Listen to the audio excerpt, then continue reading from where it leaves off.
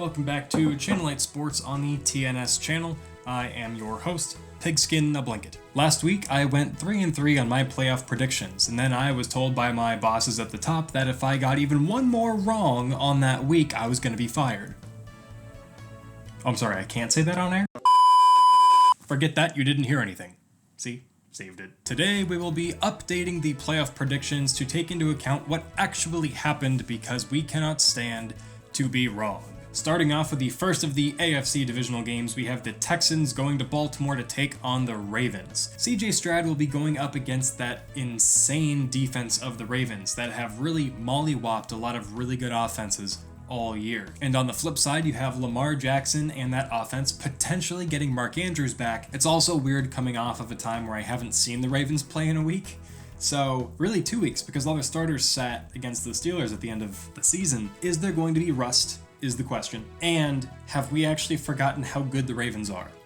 And as we saw last week, all but one home team won. Which home team didn't win?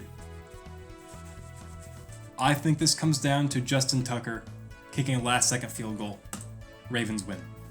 For our next playoff game, we have the Chiefs going to Buffalo. Buffalo looked mighty mortal there for a good little bit against the Steelers. For a second, I was really thinking that my call for the Steelers to upset the Bills might have actually happened there, but they shut the door at the end. And the Chiefs were obviously playing in insane weather conditions. So is the game against the Dolphins a true test of how good they can be? Buffalo should be freezing cold again. And at the same time, the Bills had a lot of injuries kind of stack up in that Steelers game. I find it difficult to pick against the Bills because this will be Patrick Mahomes' first playoff game not playing at home. Spoiled brat. And the Bills, I think, are going to have that extra juice to actually get over the hump this time. Bills win. Now we've got the divisional round. This is the matchup. It's the only matchup that I had correct in the divisional round last week. It's really the reason why I think I wasn't fired. Dang it, I did it again. Sorry, I can't say that on air. We've got the Green Bay Packers going to take on the very similarly shaped, now that I'm looking at it, San Francisco 49ers. This is a tough one because obviously, like I talked about last week, there's the history with the teams. Rodgers couldn't win when it mattered.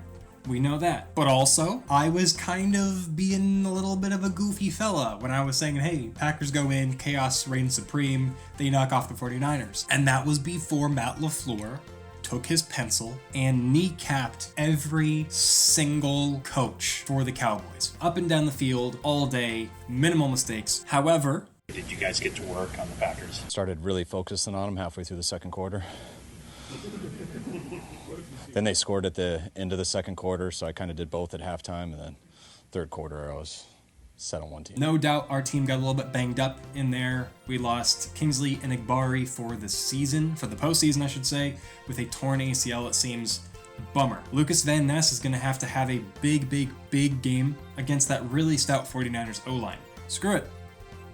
Packers win. And finally, we have the Tampa Bay Buccaneers going to Detroit to take on the Lions. And I want to say, I have had nothing against Detroit. It was cool to see you guys finally succeed, finally get your time, but the jersey ban, booing Matthew Stafford and his wife, and allegedly his kids. And I believe it was Kirby Joseph flexing on Matthew Stafford after he destroyed Tyler Higbee's knee. Hey! Joseph either. Hey, that's a good hit. That's a good hit. You dirty as... Don't you know it? You dirty as... It's been on tape. I've seen it.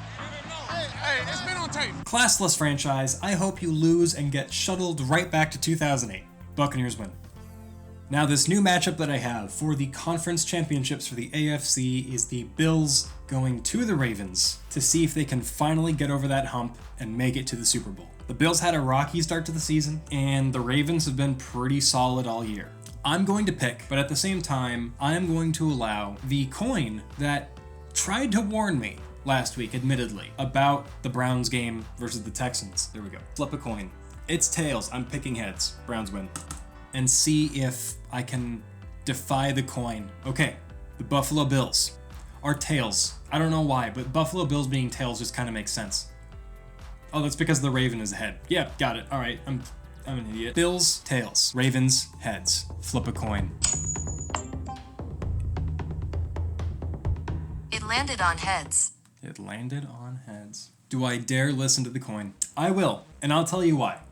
I will tell you exactly why in just a moment. And now, my NFC Championship game will be the Packers going to Tampa Bay. And let me tell you about this. The Packers knock off the Cowboys. The ownership of AT&T Stadium, along with the ownership of the Chicago Bears, transferred from Aaron Rodgers to Jordan Love. And then hypothetically, because this hasn't happened yet, they go to San Fran and exorcise the demons of the 49ers ownership over us. And then in the NFC Championship game, they go to Tampa Bay to take on the team, albeit without Tom Brady, the team that knocked us out of the 2020 playoffs. That season was the season of destiny. Potential storybook endings coming to a perfect head in that season, just to lose to Tom Brady and see him go win another Super Bowl. So that was pretty upsetting. I think this is the true storybook season. Jordan Love beats the Packers. Sorry.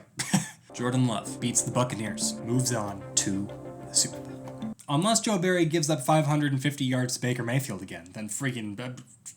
So guys, there we have it. Our new, updated playoff standings. The Baltimore Ravens, the Green Bay Packers, duking it out in Las Vegas. That Super Bowl, freaking whatever Super Bowl this is. 50-something. And like I said, I wanted the Baltimore Ravens to be here.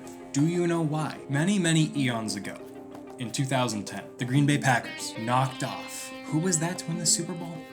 An AFC North team. I fear that unless the team that we face in the Super Bowl is an AFC North team, destiny will keep us from winning the Super Bowl. But if it is AFC North, we take it. The Baltimore Ravens, fantastic team. They are going to be... God, I really hope this isn't going to come back and bite me. They are going to be a powerhouse in the playoffs. Enough of that Lamar can't win in the playoffs nonsense. It's done. It's kaput. However, Matt LaFleur pencil whips, Jordan Love slings, Aaron Jones rumbles for a Super Bowl win in Jordan Love's first season as a starting quarterback. It's just storybook writing, guys. The script writers are going insane with this season. The Green Bay Packers beating the Tampa Bay Buccaneers in the NFC Championship game means so much more to the script than if we had played the Lions in the NFC Championship game. New age Lions, new era of the Packers, NFC Championship game, NFC North showdown. Isn't about that. This is bigger than that. This is about love overcoming all of the hardships that Rodgers never could. And when he does that, the NFL, the NFC North, especially the world, maybe a little bit of poop comes out in their pants. Maybe. Going to have a mass worldwide pants pooping at this revelation. Oh, right. Okay, so let's pick Baltimore or Green Bay. The Baltimore Ravens are heads. Green Bay Packers are tails. What does this coin have to say? We can look back at last week and say, hey, it got the other game wrong as well. However, at that point, my bracket was incorrect, so it was confused. Now it's correct. Now, whatever the coin says, goes. Flip a coin.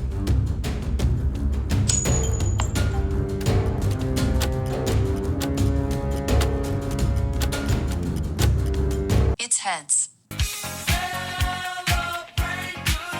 Coin doesn't know nothing. Packers win. Unless they're kicked out of the playoffs. And they will continue to win it all until I am kicked off of here and I no longer have a platform. Thank you so much for tuning in to Channel 8 Sports on the TNS channel. I have been your host, Pigskin a Blanket. You've been fantastic. And that's a wrap.